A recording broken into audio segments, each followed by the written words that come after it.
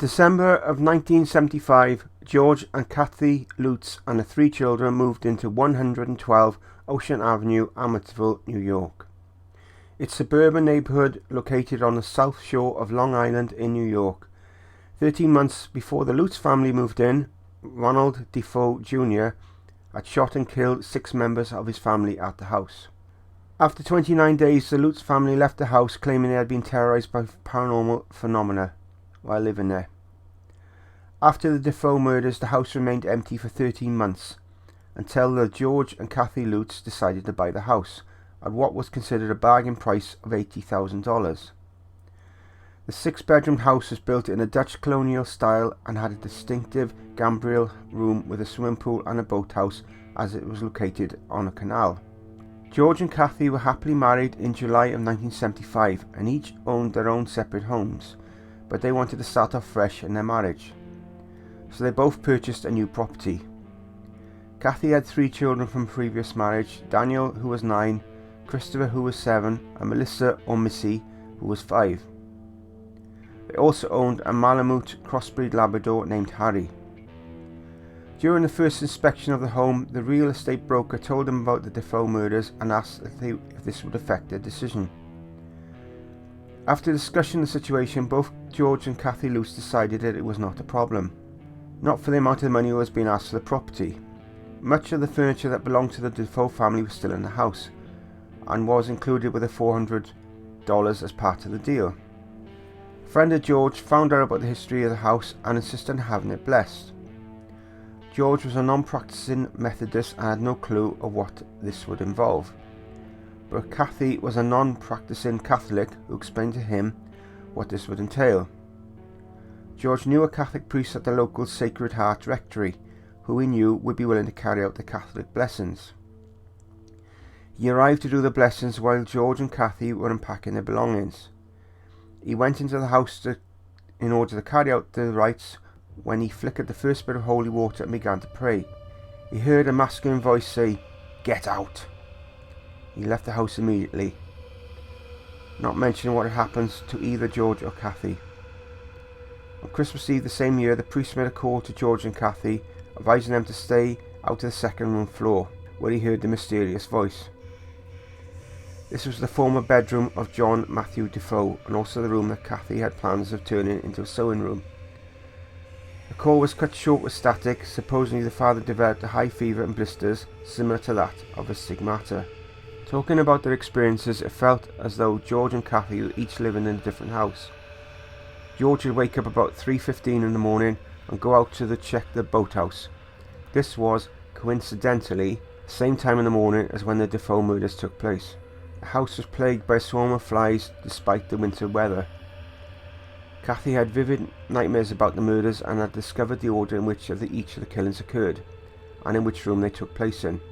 Daniel, Christopher and Melissa all started sleeping on their stomachs in the same way the murdered Defoe family bodies had been found. Kathy would feel a sensation of a warm embrace in a loving manner, and by an unseen force, while George discovered a 4-foot by 5-foot hidden room located in the basement. The room was painted red, which also became known as the Red Room, and didn't appear in the blueprints of the house. This room also had a profound effect on the dog Harry, who sensed something ominous and refused to go near it. There were cold spots and odours of perfume in areas of the house where there were no wind, drafts, ventilation or piping could explain the source. While tending to the fire in the fireplace, George and Kathy saw an image of a demon with half his head blown off. It has burnt into the soot at the back of the fireplace. The Lutz's 5-year-old daughter developed an imaginary friend named Jody, a demonic figure with glowing red eyes. George would wake up to the sound of the front door slamming. He would race downstairs to find the dog sleeping around at the front door. Nobody else heard the sound of the door slam, but George said it was loud enough to awaken the entire house. George would also hear what he described as the sound of a German marching band turning up, or what sounded like a clock radio, playing not quite on frequency. Every time he went downstairs to find out where the sounds were coming from, all of the sounds he would hear would cease when he made it to the stairway. George Lutz finally discovered how much he resembled Ronald Defoe and began drinking at the Witch's Brew, the same bar where Defoe was a regular customer. Missy claimed that Jodie climbed out of her window just before Kathy went to close it. When she did, she saw two glowing red eyes staring at her, and while in the bed, she received red whelps on her chest caused by an unseen force, and was also levitated 2 feet into the air.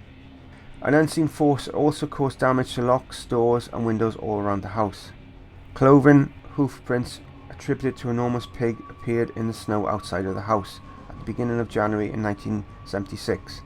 Green gelatine-like slime began to ooze from the walls in the hall and the keyhole of the door to the playroom located in the attic. A 12-inch crucifix hung in the living room was next to Kathy. It began to rotate on its own until it was finally upside down, and then began to give off a sour smell. George tripped over a 4-foot height china lion ornament in the living room and found bite marks on his ankles. George saw Kathy at one time transform into an old woman of 90 with shocking white and wild hair, and a face amassed with huge amounts of wrinkles, ugly lines and saliva dripping from a toothless mouth. Missy would sing constantly while in her room and would stop singing when she left her room. She would then start singing again upon returning to her room, continuing exactly where she had left off when she left the room before. After deciding something was definitely wrong with their house and they could not rationally explain it, George and Kathy carried out a blessing of their own on January the 8th. George held a silver crucifix while they both recited the Lord's Prayer and walked throughout the house. George allegedly heard a chorus of voice asking him, "Will you stop?" By mid-January, after another attempt of a house blessing by George and Kathy, they would experience what turned out to be the final night in the house.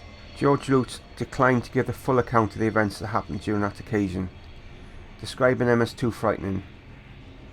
After finally getting in touch with the Catholic priests who attempted to bless the house the first time, George and Kathy decided to take some clothes and stay at Kathy's mother's house in nearby Deer Park, New York, until they had sorted out the problems in the house. They claimed the phenomena followed them there, with this final scene of greenish black slime following up the staircase after them. Though the Lutz family left the house on January the 14th, leaving all their possessions in the house, a mover did go in the next day to retrieve what was left behind, in order to send them onto them. He reported no signs of paranormal phenomena in the house while he was there. On the night of March 6, 1976, the Warrens entered the house to do an investigation, accompanied by a local television station, Channel 5 New York, a camera crew and a local news reporter at the time, Michael Linder.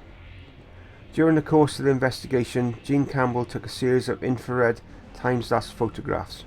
One of the images allegedly showed a demonic boy with glowing eyes staring at the foot of the staircase. This photograph, though, did not emerge into the public domain until 1979.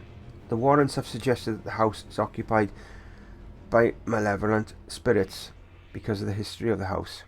The house was built about 1924 for John and Catherine Minahan. Kathy Lutz passed away in 2004 from emphysema, and George Lutz died in 2006 from heart disease. The couple divorced in the late 1980s but remained on good terms.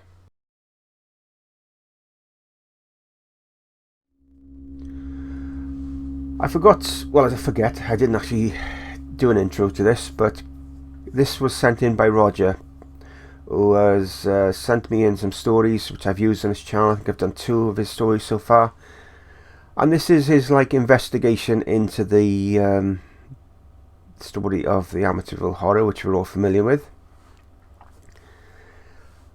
I guess I should have said this at the beginning really, but someone suggested, and I think it was a good idea, about cutting down the intro to get the atmosphere of the video going better, and to be honest, that did seem a good idea, so this is why I tried on this one. As I've said in previous videos, I'm trying new stuff all the time, trying to find what works, and that was the reason behind for this particular video. But yeah, so let me know what you think,